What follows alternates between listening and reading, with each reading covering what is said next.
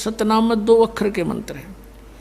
अब 2 अक्षर का दूसरा जो मंत्र है, इस सतनाम का प्रथम मंत्र, हम इसको त्रिकुटी पर अकाउंट होगा इसका हमारा।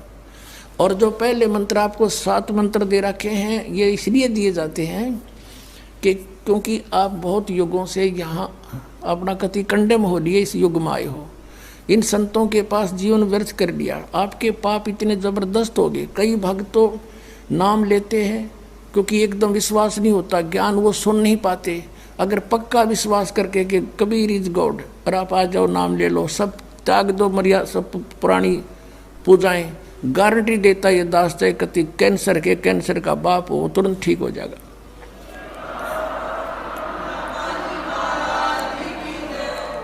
हम मार इसलिए खवा दी काल ने कि ये हमारे विश्वास ना होने देता कबीर इज गॉड, और जब तक ये नहीं होगा इतना मालिक सारा पूरा दे नहीं सकता। कह कबीर सुनो भी साधो, मैं तो हूँ विश्वास में।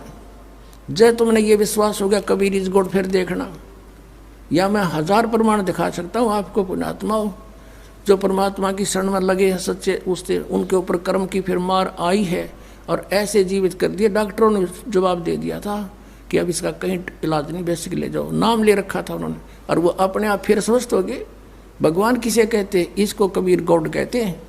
तो ये प्रथम मंत्र में आपको अब ये 7 मंत्र बना के दिए जाते हैं। पहले 5 मंत्र देते थे नानक साहिब भी और परमेश्वर कबीर साहिब जी।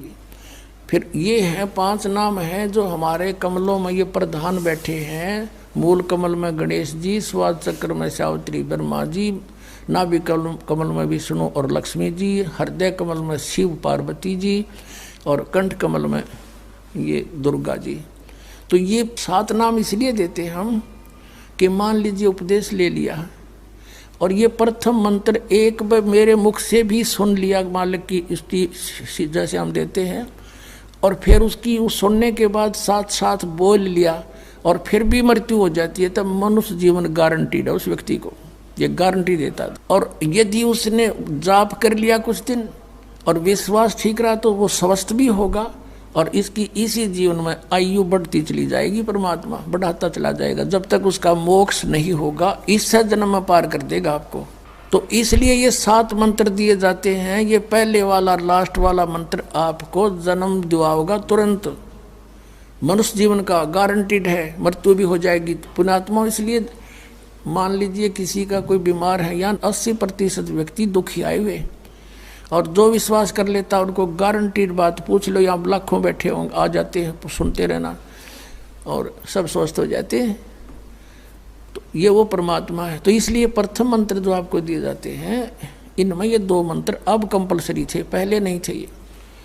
तो इसलिए परमात्मा ने कंप्लीट कोर्स बना करके गरीबदास जी के माध्यम से हमारे तक पहुंचाया है। और जैसे आप जी किसी का जैसे विदेश गए हो, स्वदेश आना है, वहाँ आपने कोई कारोबार शुरू कर रखा है, कोई फैक्ट्री वगैरह लगा रखी है, और आपका ठीक से काम चला नहीं, आपका बिजली का कनेक्शन कट गया, टेलीफोन कनेक्शन कट गया, पानी का कनेक्शन कट गया, गैस कनेक्शन कट गया, पैसे बने नहीं, तो आप कंडम हो गए।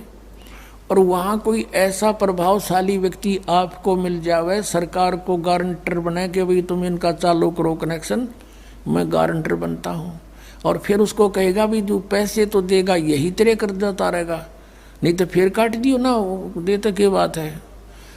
तो ऐसे ये दास आपका गारंटर बनता है और आपके सब कनेक्शन चालू करवाता है, लेकिन इनकी मजदूरी करके ये देने पड़ेंगे, तुमने कर्जा आप उतारना पड़ेगा। और परमात्मा जो है कुछ अपने कोटे से भी आपको पैसे देता, क्योंकि आप चला ही नहीं सकते अपनी फैक्ट्री को बगैर थोड़ा बहुत, और सारा ना मिल रहा कहीं से, तो वो बगैर आपके वैसे सब्सिडी समझ लो ऐसे देता है। तो परमात्मा पहले आपको सब्सिडी देता है जिससे आप अपना काम चलाओ, और फिर डट कर भक्ति करो, मर्यादा में रहो, आप धनी हो जाओगे, बहुत शीघ्र धनी हो जाओगे। बहुत कीमत है इन मंत्रों की। इन भगवानों के जो 5 प्रधानों से आपने मुक्त होना है, त्रिकुटी पर जब जा सको हो उस समय पहुंच पाओगे जब इनसे आप अपना नो डू सर्टिफिकेट ले लोगे।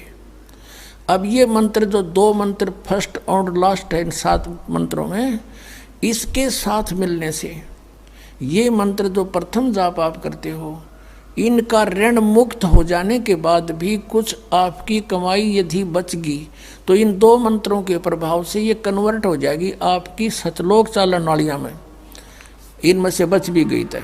और फिर जब आप यहाँ से प्रस्थान करोगे तो आपका अकाउंट, अब ये कहते हैं राधा स्वामी धन धन सतगुरु वाले, ये जय गुरुदेव वाले कहते हैं हमारे गुरुजी तो कहते हैं हम तो सीधे त्रिकुटी से चलते हैं। यहाँ बताते हैं त्रिकुटी यहाँ नहीं है, त्रिकुटी इसके पीछे बैक में है, यहाँ पर जो नीचे से सारा ये तंत्र साथ मिला हुआ आता है, यहाँ है पीछे।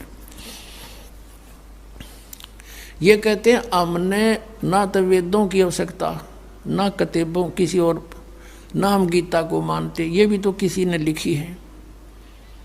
और हम तो सीधे त्रिकुटी से प्रारंभ करते हैं अपना रास्ता, त्रिकुटी से, उसका किसी ने नहीं पता। ये सारे ऋषि महर्षि त्रिकुटी माथा मारा करते और उन्हें खक नहीं पाया आज तक। त्रिकुटी से तो बहुत आगे जाना हमने, और त्रिकुटी पर जाना कोई बालकों का खेल है, कोई बरवाले का बस स्टैंड है, चाहे पैदल पहुंच जाओ चाहे रिक्शा में बैठ कर पहुंच जाओ। त्रिकुटी इज द इंटरनेशनल एयरपोर्ट, त्रिकुटी अंतर्राष्ट्रीय हवाई अड्डा जानो।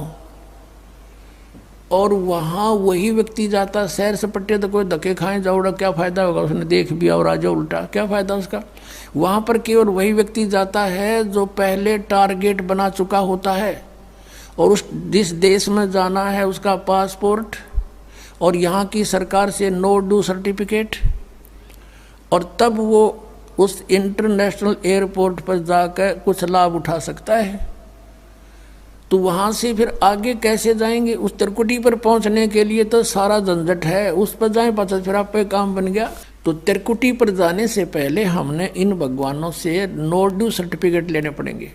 और आपकी ये ऐसी भक्ति है, इसे ऑटोमेटिक, ये देवता है, ये कोई किसी के साथ भेदभाव नहीं करते, आपकी कमाई एग्जैक्ट लिखी पाएगी कंप्यूटर की तरह, और जो आपका ड्यू शेष होगा आपको थमा दिया जाएगा। हृदय कमल में जीव रहता है, और इसके यहाँ से फिर ये सबसे पहले इसका रास्ता है त्रिकुटी बजाने का, सबसे पहले मूल कमल में जाना पड़ेगा। मूल कमल से फिर सीधा रास्ता बनता है त्रिकुटी तक जाने का। उससे पहले गणेश जी के लोक में से गुजरना पड़ेगा, उसका एक जैसे बैरियर होते हैं प्रत्येक बॉर्डर पे, यहाँ ऐसे बैरियर हैं। वहाँ जब आप जाओगे आपके सामने आपके मस्तिष्क पर जैसे लॉकेट होता है ऐसा लगा पाएगा, और तुरंत आपको कहा जाएगा चलो आप जाओ, आपकी ये पूंजी, और वो आपके उस मस्तिष्क में ऐसे लॉकेट पे वो नो ड्यू सर्टिफिकेट छपता चला जाएगा। फिर आगे चलोगे आप, आगे आप पहुँचोगे जब विष्णु जी के लोक में, वहाँ भी आपको ऑटोमेटिक मिलेगा, कोई बाधा नहीं मिलेगी, क्योंकि वहाँ तो चोरों को पकड़ा जाता है, सा को थोड़ा, वो देवता भी तो हैं, वो किसी के साथ जरा सी भी गड़बड़ नहीं करते। फिर ऐसे शिव के लोक में से शिव इस कमल में, हृदय कमल से फिर त्रिकुटी कंठ कमल में आएंगे, फिर हम त्रिकुटी पर पहुंचेंगे। अब त्रिकुटी पर जाने के बाद इस सतनाम के जो प्रथम मंत्र का अकाउंट वहाँ देंगे हम, लेकिन वहाँ पर यह काल बकवाद करवा देता है। यहाँ का जो जितने देव हैं ये अपने सतर पर कोई गलती नहीं करते, ये करवाता है। ऐसे ये त्रिकुटी पर जाकर चाल चाला है, यहाँ तक नहीं बोलता ये। अब वहाँ ये कोशिश करता है कि इसको यहाँ उलझा दूँ, उससे पहले बहुत सी ऐसी बहुत से वहाँ पर त्रिकुटी तो एक बहुत बड़ा सांग है, बहुत बड़ा प्लेटफार्म है, और वहाँ पर कहीं पर डांस हो रहे हैं, कहीं पर दुकानें लगी हैं, औरतें खड़ी हैं नाच रही हैं, कोई अर्धनग्न शरीर में खड़ी हैं, और बहुत से वैसे सुंदर सुंदर खड़े हाथी सजे हुए। तो ये जीव वहाँ जाकर बिचल जाता है। सब ये नकली गुरु भी वहीं खड़े हैं, नकली गुरुओं का रूप बनाकर तो काल आता है, और अपने असली गुरु का रूप बनाकर परमात्मा आते। इस दास के रूप में आपको त्रिकुटी पर उपलब्ध होंगे परमात्मा। तो वहाँ क्या होगा कि कई बार ये काल भी परमात्मा यानी असली गुरु का रूप बनाकर खड़ा हो जाता है। तो सबसे पहले आप क्या करोगे, प्रणाम जब करोगे गुरुदेव को, ये स्वभाव तो आपका यहाँ बना ही दिया जाता है, गुरु जी दिखे दंडवत करोगे। दंडवत करते समय एक सतनाम का सुमरण अवश्य करना होता है। 1 सेकंड, ये 10 सेकंड मुश्किल से लगती है। श्वास उस श्वास का सिमरण करें प्रणाम करते समय, और उठकर जब देखोगे यदि परमात्मा होंगे तो एज इट इज पाओगे, और जय काल होगा दास के रूप में तो उसका स्वरूप बदला पाओगा, ऊपर का कपड़ा हटा पाओगा, उसका असली सूरत मिल जाएगी, तो आप वहाँ से बच जाओगे। अब फिर क्या होगा कि फिर तुम जैसे यहाँ आप देखते हो गुरु जी आगे सारे पीछे पीछे हो लेते हो, तो वहाँ जब मृत्यु होगी आपको सपना सा दिखेगा। जैसे आप किसी ऑफिस में गए हो किसी कामवश, और वहाँ आपका काम फटाफट होता जा रहा है, नहीं होता है तो आप दुखी हो रहे हो, बार बार बैठ कर रो रहे हो, तो ऐसे ही चलेगा वो। तो वहाँ जाते ही जब आपको गुरुजी दिखेंगे, आप एकदम इसी स्वभाव से, जो आपकी यहाँ रिहर्सल हो रही है, आपके अंदर जो आस्था कसक पैदा हो रही है, ये वहाँ काम आएगी आपके। तो ये सब रिहर्सल यहाँ कराई जा रही है कि गुरु को परमात्मा जानकर ये सब क्रियाएं करो, तो वहाँ ये आपके काम आएंगी, वहाँ अपने यूज होंगी ये सारी फार्मूले। तो जब आपको ये पक्का हो गया कि ये है गुरुजी, फिर आपको लेकर के धर्मराज के दरबार में परमात्मा जाएंगे इस दास के रूप में, और धर्मराज से कहेंगे जी इसका हिसाब कर दो, भगवान का आदेश है, आप लो अपना ये एक इसकी कमाई जो तुम्हारे सतर की वो प्राप्त करो। ओम नाम की कमाई और ये यज्ञों का जो बचा हुआ यहाँ प्रयोग हो गया सो हो गया यज्ञ, फिर भी बचे हुए भी आपको वहाँ देने पड़ेंगे कि आप अपना संभालो अपने सतर की। जैसा कि आपके संविधान में लिखा है, ये पवित्र वेद पवित्र गीता भगवान का संविधान है, इसके विरुद्ध जो कार्य करता है वो दोषी है, चाहे जज है चाहे बिना जज है।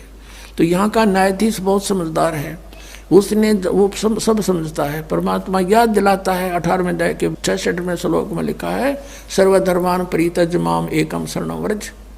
अपना अपने सतर की जो तुम्हारी है वो अपनी लो, इसकी पूजाएं और इसको छोड़ो, आगे चलेगा ये। तो वहाँ सतनाम के प्रथम मंत्र का जाप हम वहाँ देंगे, यज्ञ दे देंगे, फिर ये वहाँ से चलेगा। फिर वो आगे जागा तो पार ब्रह्म के लोक से हमने पार होना है। वहाँ पर सतनाम के दूसरे मंत्र की कमाई जो श्वास उश्वास से की हुई है, ये उसके दरबार में जाकर अक्षर पुरुष यानी परब्रह्म के लोक में जा करके उसको देंगे, वो आगे जाने अलाउड कर देगा। उसके 7 संग ब्रह्मांडों से पार होना हमने सहयोग देगा वहाँ से वो वहाँ तक जाने का, उस टैक्स के बदले में। अब यहाँ बताया है कि जे तू पढ़ा पंडित बिन दोई ना अक्षर दोई नावा, और पर्णवत नानक एक लंघाए जे कर सत समावा। अब ये 2 अक्षर का नाम जो सतनाम है, ये हमें भंवर गुफा तक पहुंचा देगा। भंवर गुफा है, जैसे अभी तक हमने 10 द्वार सुने थे, तो यहाँ परमात्मा ने गरीबदास साहिब जी के माध्यम से कहा है कि 12 मद मैल मठ बोरे बहुर ना दे धरे रे। वो तो 12वें द्वार को पार करके है वो मठ, वो स्थान, वो ठोड़ ठिकाना। फिर जहाँ जाने के बाद बहुर ना दे धरे रे, फिर दोबारा जन्म कभी नहीं होता। एक 10वां द्वार तो इस शरीर से निकलना है। ये शरीर और एक ब्रह्मांड एक है, इससे निकल गया। कई योगी देखे यहाँ से शरीर फोड़ जाते हैं। यहाँ एक काग बोलते हैं इसको, स्थान को काग। छोटे से बच्चे को आप देखोगे नरम नरम स्थान होता है, वो कई बार नीचे हो जाता है तो उसको एक देसी इलाज से ऊपर उठाते हैं हाथ से, तो इसको फोड़ के वो बाहर निकल जाते हैं। वो कहते हैं जिसकी मृत्यु यहाँ से हुई हो ना, उस योगी को कहा करते इसने ब्रह्मांड फोड़ दिया।